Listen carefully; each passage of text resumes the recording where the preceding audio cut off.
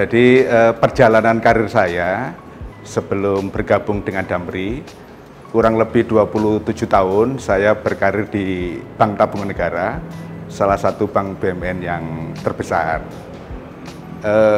Saya masuk di Bank BTN tahun 93. Selanjutnya saya diberikan amanah kepala kantor wilayah di Surabaya membawai 6 provinsi, Jawa Tengah, Yogyakarta, Jatim, Bali, NTT, dan NTB. Tanggal 7 Januari 2021 saya diberikan amanah oleh Menteri BUMN sebagai Direktur Keuangan dan Manajemen Risiko Perum Damri. Saya diberikan amanah menjadi Direktur pada Perum PPD, dan tanggal 6 Juni kemarin 2023 itu kembali lagi ke Damri sebagai Direktur Keuangan dan Manajemen Risiko. Kebetulan saya diberikan amanah di dunia transportasi, ini hal yang menantang bagi saya, dan waktu itu saat pandemi COVID-19 itu memang benar-benar lumpuh dari sisi mobilitas masyarakat, apalagi Damri ini kan identik dengan mobilitas masyarakat. Jadi tantangannya sangat challenging bagi saya, karena dari zona yang sudah tersistem sekarang benar-benar real bagaimana kita bisa mengatasi perusahaan yang benar-benar terpuruk dampak dari COVID gitu.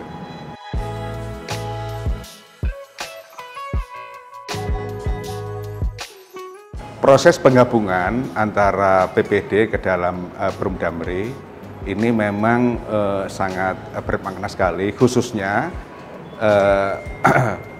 pada BUMN, karena ini kebetulan karena bagian dari inisiatif roadmap strategisnya dari Kementerian BUMN, itu BUMN layanan transportasi jalan, yaitu PPD dengan Damri.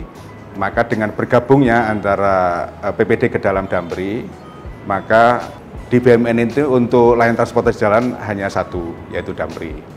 Yang kedua, sebagai informasi, merger antara Perum PPD dengan Damri ini adalah Perum dengan Perum. Jadi sama-sama Perum dengan Perum, dan ini baru pertama kali dalam sejarah di Indonesia itu proses penggabungan antara Perum dengan Perum. Jadi bagi saya, apalagi saya ditunjuk sebagai Ketua PMU, ini sangat menantang, dan kondisi antara Perum PPD dengan Perum Damri yang sama-sama terpuruk dengan COVID, ini semakin menantang sekali. Bagaimana kita mengefisiensikan dari Perum PPD dengan Perum Damri ini, dengan bergabungnya satu perusahaan BUMN transportasi jalan yang sama-sama terpuruk, inilah tantangannya. Jadi makna penggabungan dengan bergabung ini bisa lebih meningkatkan kapabilitas perusahaan, lebih meningkatkan efisiensi perusahaan, dan ujungnya memberikan dampak baik itu kepada BUMN maupun kepada masyarakat sebagai pengguna.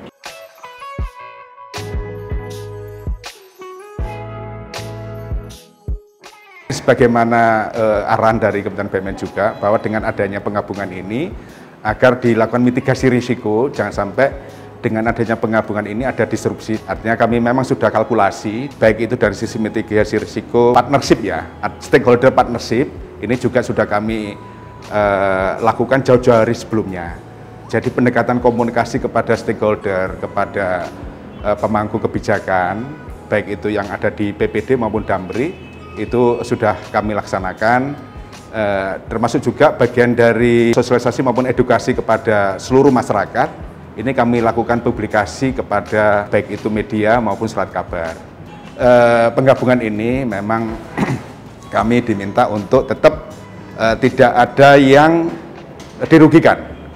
Jadi tidak ada PHK pegawai, tidak ada penurunan remunerasi maupun benefit dari masing-masing kedua perum ini.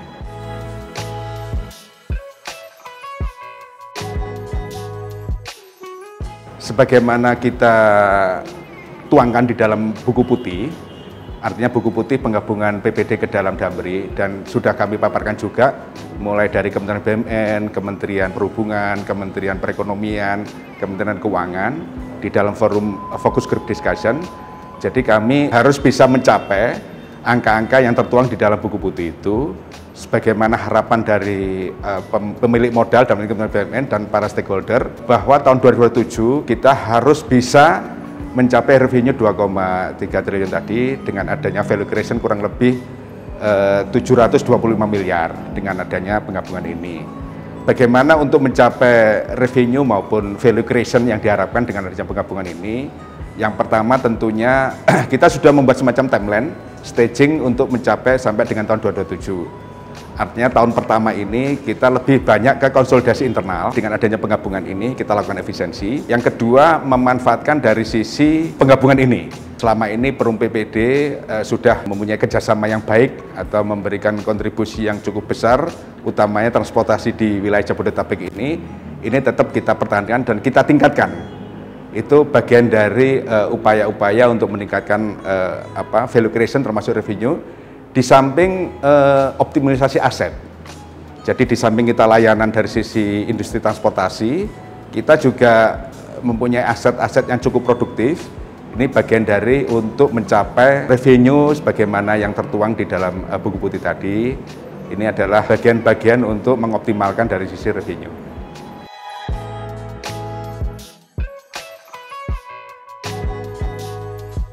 Sebenarnya itu prosesnya sudah cukup lama. Sebenarnya itu prosesnya dari tahun kemarin. Dan ternyata dari Kementerian Keuangan untuk anggaran yang kita usulkan dalam rangka peningkatan kapabilitas perusahaan, untuk sementara dengan belum disetujuinya terkait dengan permohonan kita untuk penyertaan modal negara, mau tidak mau ya kita melakukan optimalisasi dari sisi diversifikasi produk maupun layanan kita, termasuk juga optimalisasi pendapatan-pendapatan yang bisa meningkatkan dari sisi revenue tadi. Ya mudah-mudahan harapan saya secara pribadi terlepas adanya penggabungan PPD ke dalam Damri ini memang untuk percepatan percepatan recovery dari si perusahaan ini kami memang membutuhkan semacam suntikan sebagaimana yang disampaikan tadi itu, karena terus terang potensi dan peluang yang ada khususnya untuk transportasi cukup besar.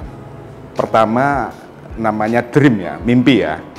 Mimpi itu bagaimana kita bisa eksis di world class company.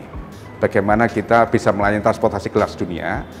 Waktu itu kami sudah memaparkan bagaimana Damri atau Indonesia itu bisa melayani transportasi di Jeddah untuk melayani jamaah layanan haji dan umroh. Artinya kita juga harus bisa menjawab tantangan layanan kita di luar negeri.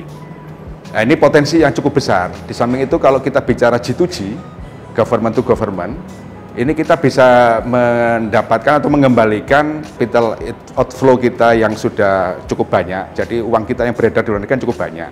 Itu dengan adanya layanan kita, Indonesia yang ada di Jeddah, itu bisa setidaknya itu mengembalikan capital inflow yang ada di luar negeri itu.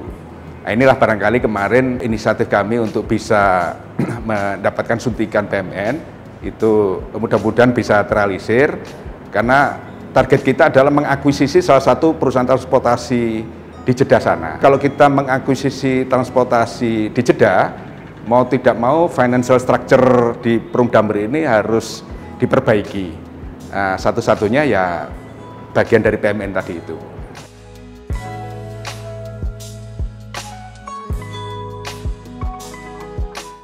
Selaku Direktur Keuangan dan Manajemen Risiko, tentunya saya berkolaborasi lah ya dengan seluruh BOD yang ada di Damri ini, menyamakan frekuensi pemahaman yang sama. Tentunya pertama yang harus dibenahin atau yang perlu dikomunikasikan, proses bisnis yang efektif, yang efisien, tentunya harus didukung dengan SOP dan kebijakan yang standar. Jadi end-to-end dari bisnis sampai dengan pengelolaan keuangan dilakukan proses perbaikan atau continuous improvement. Dari sisi pengelolaan sendiri tentunya kita melakukan semacam prioritas, strategi priority terkait dengan pengendalian keuangan untuk tetap bisa mendukung bisnis atau komersial. Karena di sini seninya di situ. Satu sisi kita dihadapkan untuk ketahanan cash flow kita itu bisa berjalan dengan baik, sementara kita dihadapkan juga masih punya hutang perusahaan. Satu sisi juga kita harus operasi tetap berjalan. Jadi mau tidak mau bagaimana pengendalian keuangan secara corporate itu bisa berjalan dengan efektif. Termasuk juga yang saya lakukan adalah review kebijakan-kebijakan yang terkait dengan bisnis, operasional, dan akuntansi. Ini yang telah saya lakukan, dan tentunya kita juga harus mengacu kepada standar akuntansi keuangan yang ada. Artinya PSAK itu juga bagian dari based on untuk perbaikan dari sisi kinerja keuangan. Selanjutnya yang saya lakukan untuk pengendalian, mengoptimalkan pendapatan yang ada, baik itu melalui cashless. Jadi bagaimana seluruh pendapatan segmentasi layanan itu kita bisa lakukan secara cashless. Yang kedua, optimalisasi dari pendapatan-pendapatan yang mungkin sebelumnya belum pernah terpikirkan, kami optimalkan. Pengelolaan cash management juga bagian dari perbaikan pengelolaan keuangan. Yang tadinya desentralisasi, itu saya lakukan sentralisasi. Tentunya hal-hal yang terkait dengan tagihan-tagihan perusahaan sifatnya piutang, ini kami juga melakukan percepatan penagihan. Saya bentuk tim task force. Jadi tim task force untuk penyelesaian piutang-piutang itu bagian dari pengendalian keuangan yang sehat gitulah.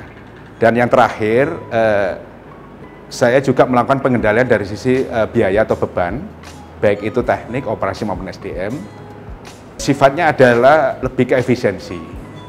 Ini yang yang saya lakukan sebagai Direktur Keuangan dan Manajemen Risiko.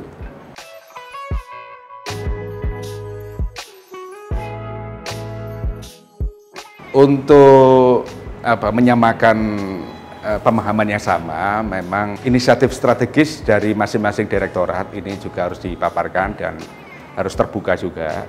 Jadi bagian dari komunikasi terbuka tadi itu untuk menetapkan dari sisi skala prioritas. Artinya biar frekuensinya sama.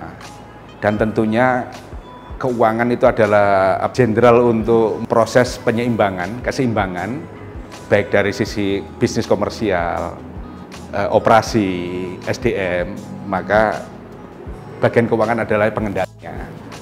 Tentunya saya melakukan komunikasi baik kepada direktur utama, seluruh direktur yang ada di Damri ini, itu untuk bagian dari satu pairing ya, antar BOD, termasuk juga saya mengoptimalkan dari sisi kapabilitas organisasi, baik itu dengan level divisi BOD-1 sama kepala area atau divre dan seluruh GM-GM yang ada.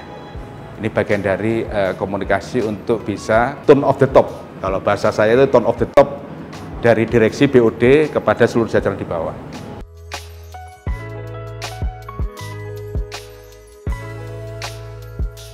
Perlu diketahui bahwa kita di BUMN ini itu ada namanya KPI, Key Performance Indicator masing-masing direksi, termasuk juga ada KPI BOD kolegial.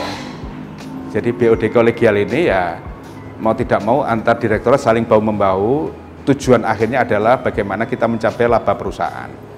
Sementara dari kapasitas Direktur Keuangan dan Manajemen Risiko, tentunya saya bagaimana bisa mencapai atau achieve dari sisi target yang sifatnya finansial atau keuangan. Yang saya lakukan tentunya adalah bagaimana melakukan mitigasi risiko-risiko yang ada masing-masing direktorat, baik itu direktorat komersil dan pengembangan usaha, direktorat teknik dan fasilitas, direktorat SDM dan umum, termasuk di direktorat keuangan dan manajemen risiko. Saya melakukan mitigasi risiko dan ada semacam perwakilan dari officernya, kepanjangan tangan untuk melakukan proses mitigasi risiko, monitor, mengelola masing-masing yang dilakukan oleh masing-masing direktorat.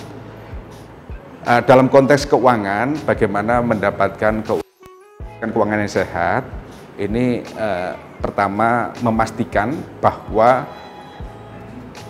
pengendalian keuangan bisa berjalan sesuai dengan perencanaan. Itu yang poin yang pertama. Yang kedua, bagaimana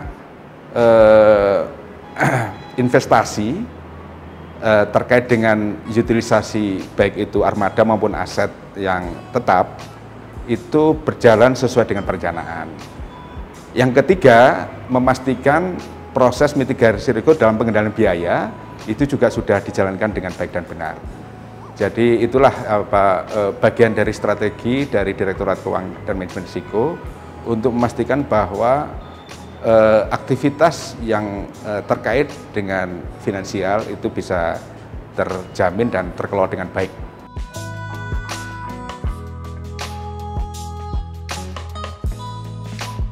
Tantangan kita di dunia transportasi ini sekali lagi beda seperti di perbankan yang sudah teknologinya sudah mumpuni. Sementara di transportasi bagi saya ini cukup menantang karena tadinya itu masih banyak yang sifatnya manual. Saya lakukan perubahan-perubahan. Pertama, kita bicaranya adalah digital leadership dulu. Pemahaman terkait dengan digital leadership itu memang harus satu frekuensi ya.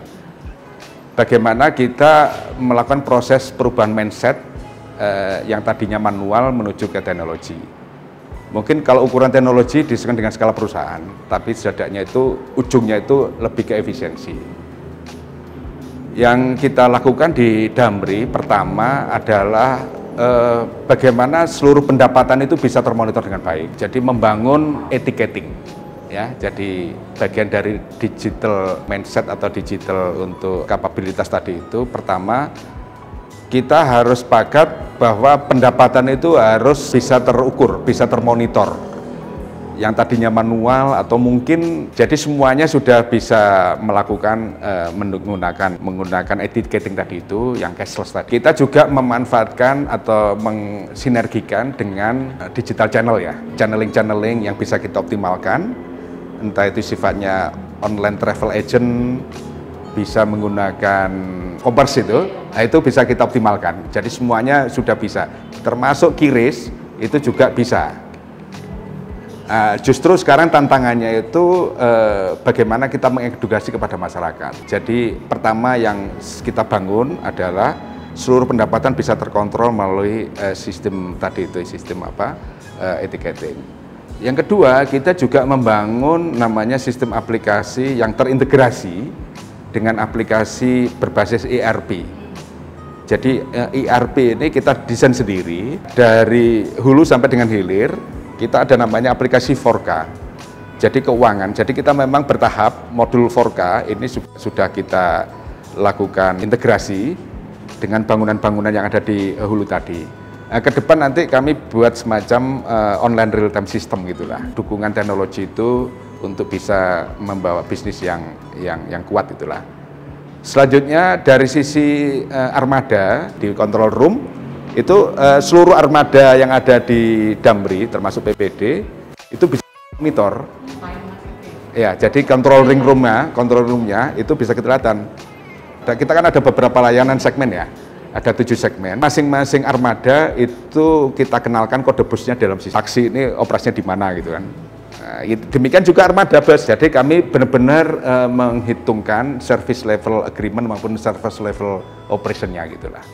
Jadi kita bangun namanya fleet management system. Itu bagian dari pengendalian operasi. Jadi apa yang telah kami lakukan untuk perbaikan-perbaikan sistem dan teknologi yang ada di perusahaan transportasi Damri ini itu kurang lebih kalau saya simpulkan, pertama kita membangun arsitektur dari sisi IT-nya, ya, jadi data manajemen atau big datanya dari pelanggan itu kami kelola dengan baik.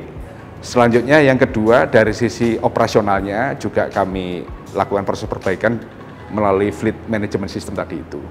Dan terakhir itu dari sisi aplikasi keuangannya itu terintegrasi semua gitu.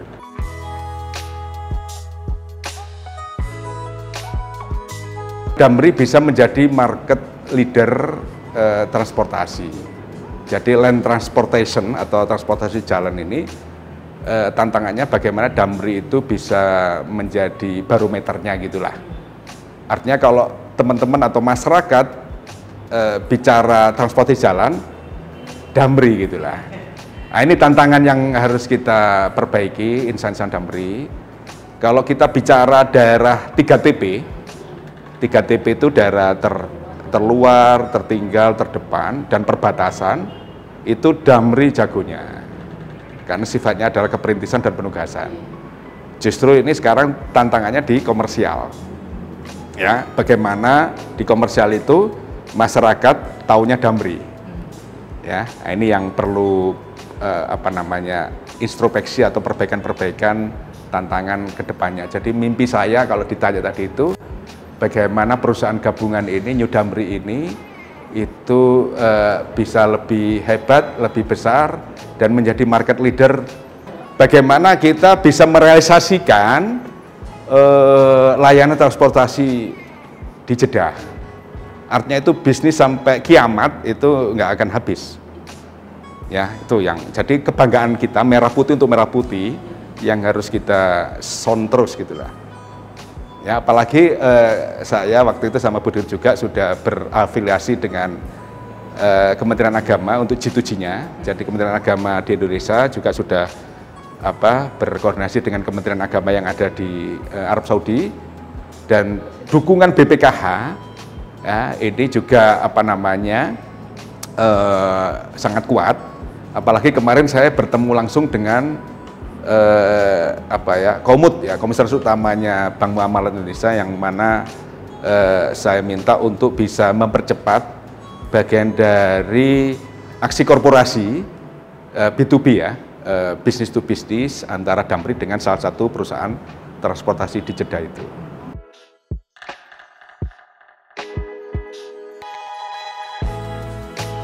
Jadi kita bekerja ini kan jangan melupakan kebahagiaan termasuk keluarga, termasuk diri kita juga ya.